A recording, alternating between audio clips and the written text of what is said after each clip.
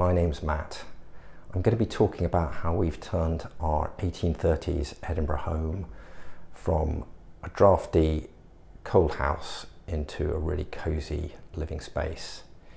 And I'll be working through the various processes that we've undertaken, starting with the heat pump and the principles, moving on to window insulation, wall insulation, effective radiators, a bit more detail on the heat pump, how it's installed, how it fits within the house. I'll then get up in the attic and look at roof insulation. I will discuss the electric range cooker we use to replace our gas cooker. And then I'll finish up with some detail on the costs of all the work and look at the current energy usage and what it costs to run the house in a completely electric power situation versus the old gas plus electric system. The challenge for us was how to make this a cosy house, because when we bought it, the insulation was pretty much non-existent. There was a gas-powered heating system, but the house just wasn't cosy. It was pretty drafty, hard to heat, so lots of challenges. Our goal, not just to make it cosy and comfortable, but also to do that in the greenest possible way. So ultimately, our goal was to get ourselves off the gas, purely on the electrical system, and the obvious electrical solution was to move to a heat pump, which is a way of generating a lot more heat energy out of electrical energy using basically the same technology you have in your fridge. So just the same way your fridge makes the internal space colder by extracting heat and putting it out the back of a fridge. If you feel the back of your fridge, it's quite hot. The heat pump's just the same, but operating in reverse. It takes the heat out of the external air and transfers that into the house. And so you basically end up with a heat exchanger, and it's a pretty reliable, well-developed technology. It's just what air conditioning does. Air conditioning is just a heat pump operating, again, in a different direction. Expert advice has been really useful, but I'd also say the greatest expert on your house is you, because you live there and you get to understand it and get to know its peculiarities. It's fine to bring experts in, but also bring your own knowledge and expertise. I'll give you an example. When we got heat pump quotes, we went to two companies. One company came back with their quote and said, you'll need extra radiators. The radiators you put in won't be enough to warm the house. The other company came back and said, your radiators that you put in are fine. Your house will heat perfectly on this. So both companies had sent people around, they'd taken measurements, they'd looked at the structure of the house and the radiators we put in and come to very different conclusions. And that just shows you that certainly with old houses, idiosyncratic, they've got their own particular ways, and all the work I'd done on insulating didn't fit with any of the modelling that they were doing to figure out what our heating needs were. So experts are useful, but they don't have all the answers. What we decided to do was go with one of the quotes and just see how good a job we did. And I have to admit, I was pretty nervous about the heat pump. Would it deliver the heating we need? Would it be noisy and disturb the neighbours? I've been really pleased with the outcome. The house is really snug. It heats absolutely brilliantly through the coldest spells. And the impact, the noise is very low. The heat pump's running right now, actually. It's a very low and unobtrusive noise, and of course the heat pump is largely off during the summer when people would be outside in their gardens. The heat pump does run in the summer in order to give you hot water, but we turn it off for at least 5 months of the year when we don't need any heating in the house. So how do we deal with the challenge of the sash window? It's expensive and sometimes against planning permission to install double glazing. And also there are still issues about making sure you don't get a lot of draft around the edges here. So the solution we've taken, which is cheaper and solves all these problems, is secondary glazing. We've had this done professionally, So they've installed a very low profile fitting around the inside of the windows with a magnetic strip, and then they've provided pre-cut, precisely measured perspex screens that just flap into place like that.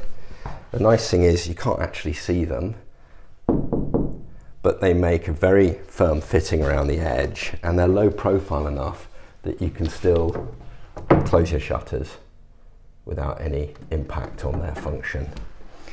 I really like these because they're fantastically good at draft proofing, insulation, not just for heat but also for sound, and the prices are pretty competitive. When we scoped this, it was half the price of double glazing, or perhaps even less. So I highly recommend these. You can get them professionally installed, as I said, but you can also do it yourself. You can buy a lot of the materials. One issue, of course, is in the summer, if you want to open the windows, it's quite a faff. So actually, you might want to take the secondary glazing off during the summer so you can open and close your sash windows. That does mean you have a storage issue because you've got these quite large perspex panels, so you need to think about where you'd store them so that don't get scratched or cracked or what have you. So that, I'd say, is probably the one downside. But overall, it's had a fantastic impact, and the first thing we did on the house, just to reduce the amount of draftiness and hold on to the heat. Really pleased with these. So, next major challenge in insulating an old house is dealing with the walls. Stone construction, no insulation inherently beyond the stone, which is pretty poor. Can't insulate on the outside of the house because we're in a conservation area. And then the challenge around insulating on the inside is how much space you're going to lose as you begin to pack in insulation. So these are big issues for us as we thought about this. We used a thermal imaging camera to try and identify the cold spots and where we were losing the most heat. And one interesting outcome of this was to see there was a lot of heat being lost behind our shutters in this space here. So shutters being closed overnight, these stone slabs were getting really, really cold, single digits in the morning, condensation, mold in some places, extraordinary sort of cold slabs in the house. I guess there's a connection through to the sash window construction outside, so there's quite a lot of air circulating behind these. So a real challenge, and of course a concern that you've got to keep your shutters functioning. But we did find there was still a reasonable amount of space behind these shutters, so we've innovated, and what we've done is to use this cell insulation. It's the sort of insulation I think often used to do the insides of caravans and camper vans. It's a sort of silvered bubble wrap. It's only 4 or 5 millimeters thick, but you can buy this in big rolls. It's pretty inexpensive. I think 100 quid or so for a big roll of this stuff. And then our builder has then cut that and fitted it behind the shutter here, and then some plasterboard, reasonable, medium thickness fiberboard, plasterboard has been placed on here, and then painted and sealed around the edges, and it's had an extraordinary impact. We've seen the morning temperatures go from single digits in the coldest part of the winter up into double digits, so it's maybe even a 10-degree lift in heat, and it's just warm to the touch now. There's no feeling of cold. So we've replicated that insulation more broadly on the walls here and up above in this space here, external part of the wall, and we've done that on all the external parts of the house. And because you're only putting on this relatively thin bubble wrap insulation and then some plasterboard, we haven't actually exceeded the depth around the architraves at the edges of the windows and walls, so it's really hard to spot it.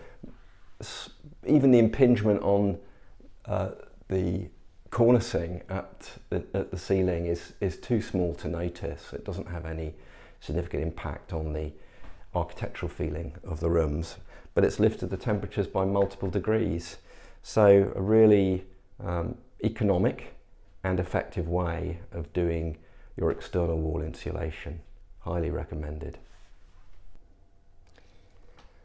So when we bought the house, the combi boiler system fed a series of radiators which were mostly located on the interior of the house, against interior walls. And we noted that they'd used small bore tubing, so it was a real economy system. Small tubing, centrally located radiators, so basically heat running up the middle of the house and really just heating the middle of the house, really inefficient. So we had to make quite considerable investment to sort that out, because what you really want are radiators under your windows on the exterior of the house. So this generates a lot of convective heat, rises in front of the windows where there would be a lot of cool air being formed from radiative losses out through these windows. So by producing heat here, rising air that then circulates right through the room and back, the heat gets really well distributed, and again it stops a feeling of cold air being able to slip into the house and drop down at the base of any window. So that's been quite a considerable investment. I have to admit, we had to get plumbers in, heating engineers in to rip out all the old heating and then install new 22 or 26 millimeter distributive system, and then the 15 millimeter tubing to all the radiators. And we went the extra mile and got these rather nice column radiators. We're lucky in our house that there is a really good location to put the radiators under the windows, because they're set back with their shutters set into these small bays. So that's the perfect location. Actually, it's cleared out a lot of space from the other wall, the interior walls where there used to be radiators, because of course these don't take up any useful space and sit very neatly. And so we've done this throughout the house under all the windows. It is a significant expense. I guess that's probably the area where there's no government support, and it costs us many, many thousands of pounds to do that. But without it, even the old combi boiler, this house never got warm enough, because it was just an inefficient heating system. So anything to make this house cosy would have required a total refit along the lines that we've undertaken here.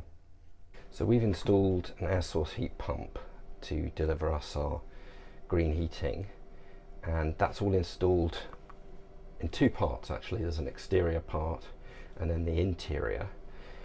And the interior part is we've managed to fit pretty much into the space where we had the combi boiler before. We always had this big water storage heater, so that's now been replaced. So the heat pump fills this with hot water, and we've set it to 50 degrees. And it's, I think, 270 litre tank. So it's plenty for hot baths and showers. We've not had a problem. 4 of us here taking showers, baths. There's always plenty of hot water. It's a really good system. Control panel here, and then there's a couple of sort of pressure release canisters like this that have to get fitted.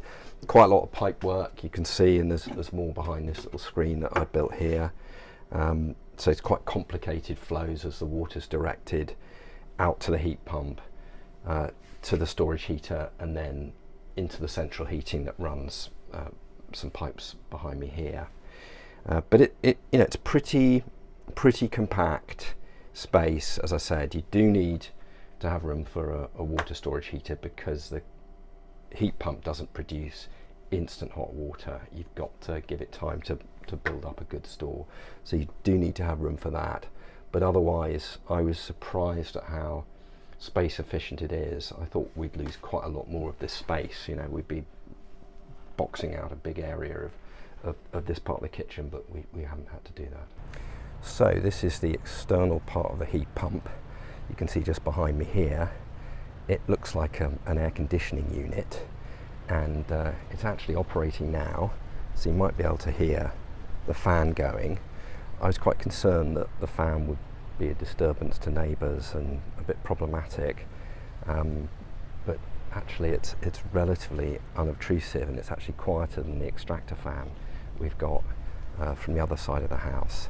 So yeah, you can see the kitchen behind us here, and we've managed to fit the heat pump, this exterior unit, just on the back of this extension to the kitchen, and the other side of that wall I just showed the water tank and the operations associated with the heat pump.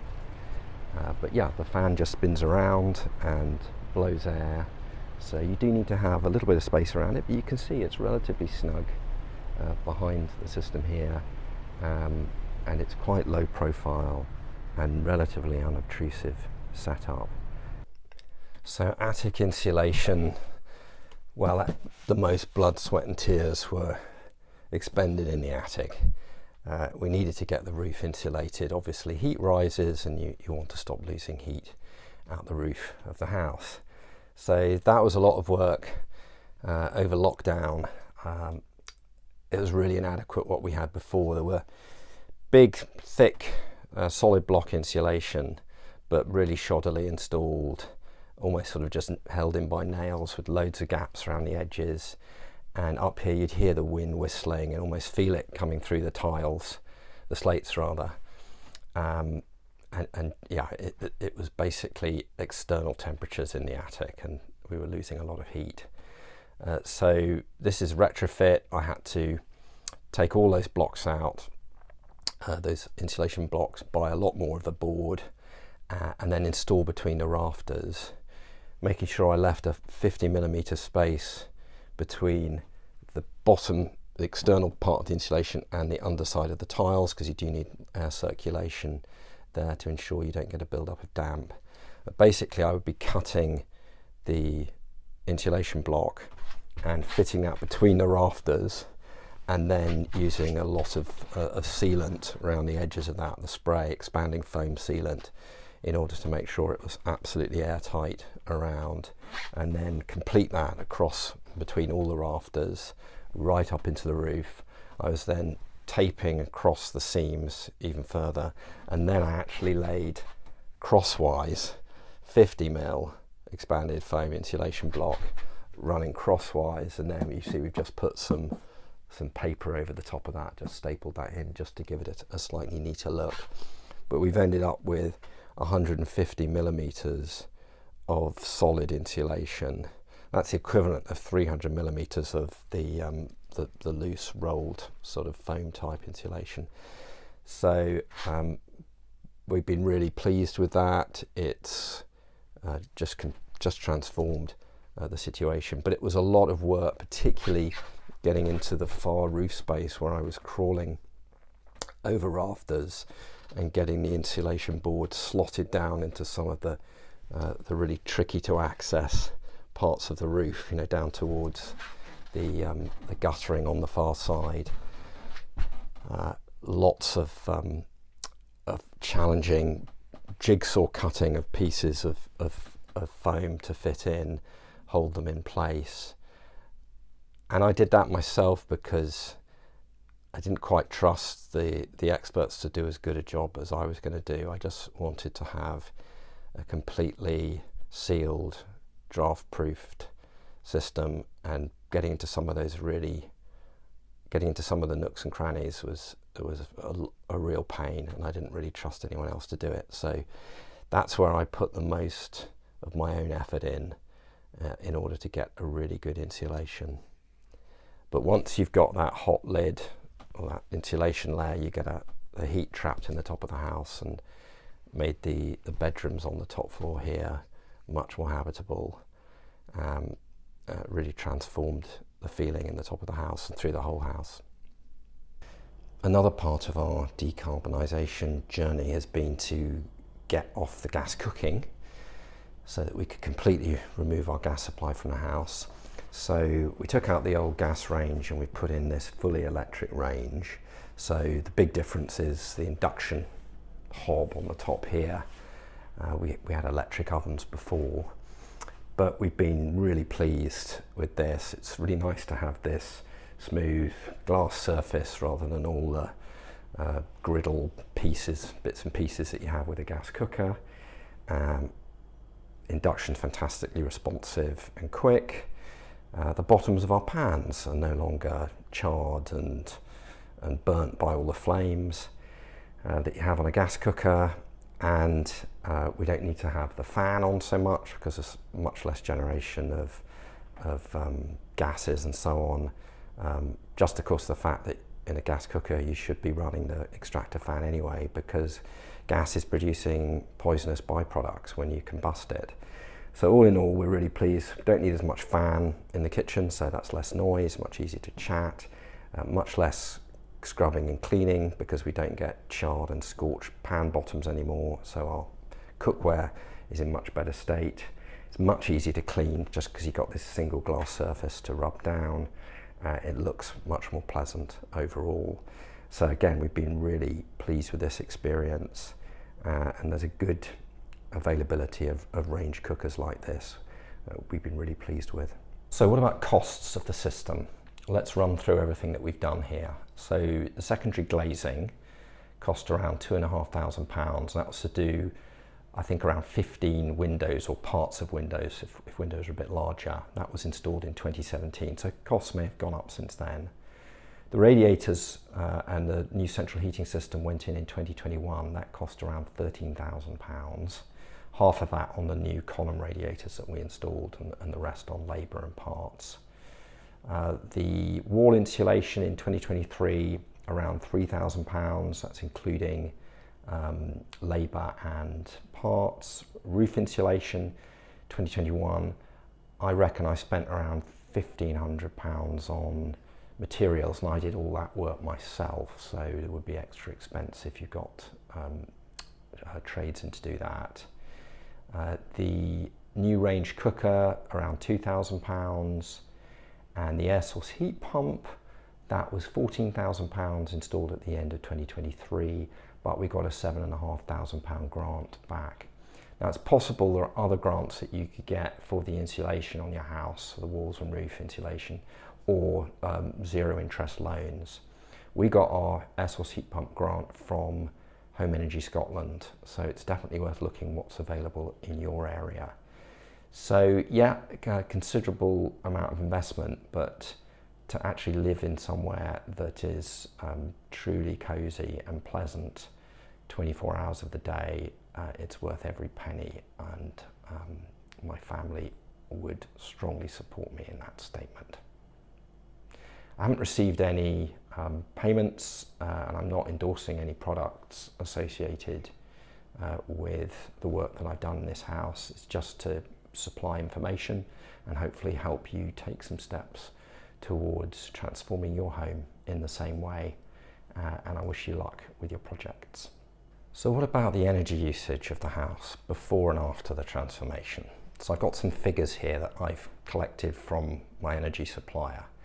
So in 2022, which is before we installed the air source heat pump, we used 13,000 kilowatt hours of gas energy and 2,000 kilowatt hours of electrical energy to heat the house. In 2024, after we'd installed the air source heat pump and moved entirely to electrical power, we used 8,000 kilowatt hours of energy in that year. So the total energy usage in the year to year dropped from around 15,000 in 2022 to 8,000 in 2024. So our energy usage dropped by around 50%. So in terms of our total demand on global energy supplies, that's a great outcome for me. Now, let's move to the next stage and think about costs. So using 2024 prices that I've taken from the Ofgem website, the price caps that are set there, we can work out what we would spend if we used the old style heating system versus the new heating system. So the gas and electrical system that we used to have and the amount of energy we used in 2022, with 2024 prices, that would cost around £1,300 to heat and power this house. With our new electrical only system, the cost is larger at £2,000 per annum. Now, if we look at what Ofgem suggests a typical 2 to 3 bedroom house would spend in terms of its gas and electricity for a typical year, that would be, in the 2024 price cap, around £1,700. So that's listed there at the bottom. So you could say that our expenditure was greater once we moved to the electrical system, but just to be clear, that's running the heat pump 24/7. That's what is recommended. The heat pumps are always on during the winter period, and that's what generates a really cosy house. The £1,300 on the old system reflects intermittent use of the gas-powered heating, so on only at little bits of time in the morning and in the evening, and it was a cold house. We kept the gas off because we just didn't like burning and polluting so much. So in reality, I would say to heat this house with the gas system would be closer to the £1,700 from Ofgem, or maybe even closer to 2,000. So I think we can declare success. We've managed to turn our 200-year-old house into a really cosy home, and we've managed to heat it with electrical energy and get completely off the gas grid. So we have really delivered on something that I was quite uncertain about at the start, but the technology is there to insulate an old home like this and to heat it effectively, to reduce the total amount of energy that you're using at home, and yet end up with somewhere really warm and cozy 24 hours of the day throughout the entire year. So I hope that what we've shown here can give you some sort of guidance and confidence about following your own journey. It took us many years, step by step. We worked through all the challenge areas, but we've managed to get there. You've seen that the costs are quite considerable to do this, and that's another reason why I recommend spreading it out over time so that you can afford it. But there are obviously still issues in the market and in the regulations that slow the transformation of our gas heated properties into electrically heated properties. And a lot of the problem is to do with the costing that Ofgem puts on the price cap. So you can see here that electricity is much more expensive, maybe 4 times the price per kilowatt hour, pence per kilowatt hour, than gas is at, this was I think end of 2024 figures. If we could equalise the cost of gas and electricity, then moving over to a heat pump would rapidly pay back the investment, because as you can see, we're using about half as much energy as we did before, and that was a cold house. If we'd been heating full, to the temperatures we now have with the heat pump, we might be using 1/3 of the energy that a gas-powered system would use. So we really need to do something about this. So I hope that's been helpful, and I wish you luck in your journey.